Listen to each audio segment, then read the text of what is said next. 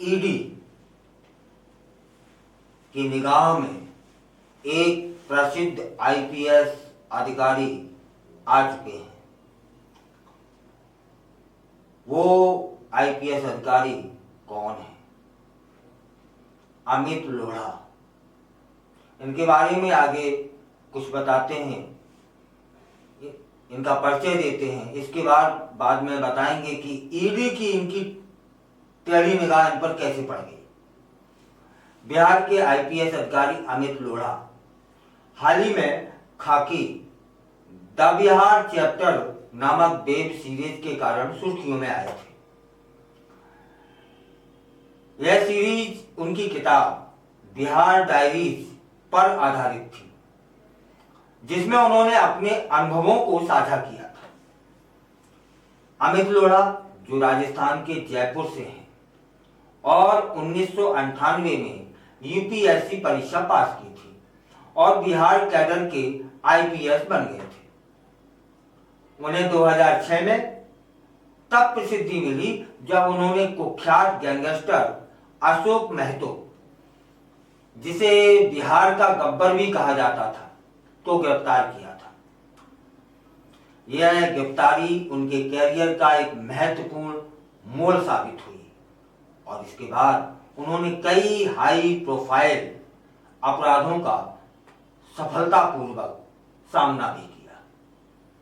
हालांकि अब अमित लोढ़ा विवादों में घिर चुके हैं। बिहार की स्पेशल विजिलेंस यूनिट ने उन पर आरोप लगाया है कि उन्होंने खाकी वेब सीरीज के लिए पैसे लिए। इस प्रकरण में उनका कहना है कि वह एक सक्रिय आईपीएस अधिकारी हैं और किसी भी कंपनी के साथ कॉन्ट्रैक्ट साइन नहीं कर सकते। आरोप है कि उन्होंने इस वेब सीरीज के लिए 50 लाख रुपए का करार किया था, अनुबंध किया था, जिसके चलते उन्हें कुछ समय के लिए सस्पेंड भी किया गया।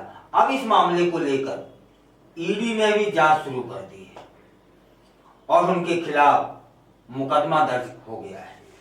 ईडी ने अमित लोढ़ा और उनकी पत्नी कुमुद लोढ़ा के खिलाफ मामला दर्ज किया है, जिस पर उन पर आय से अधिक संपत्ति रखने का आरोप लगाया गया है।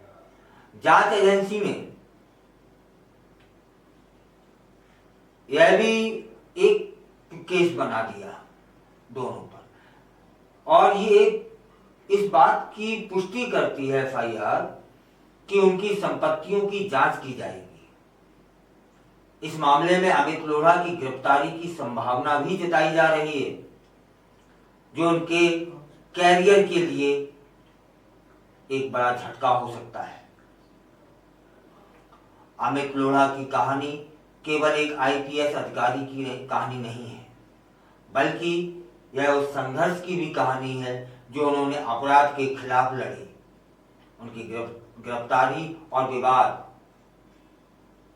में यह सवाल उठाया है कि क्या एक सक्रिय पुलिस अधिकारी को अपनी किताब और वेब सीरीज के माध्यम से पैसे कमाने का अधिकार है या नहीं। इस मामले में राजनीतिक गलियारों में भी हलचल शुरू हो गई है, जहां कुछ लोग इसे राजनीतिक प्रतिशोध के रूप में भी देख रहे हैं। इस विवाद ने न केवल अमित लोढ़ा के कैरियर को प्रभावित किया है, बल्कि यह भी दिखाया है कि कैसे एक पुलिस अधिकारी की छवि और उसकी पेशेवर जिम्मेदारियों के बीच संतुलन बनाना कितना कठिन है।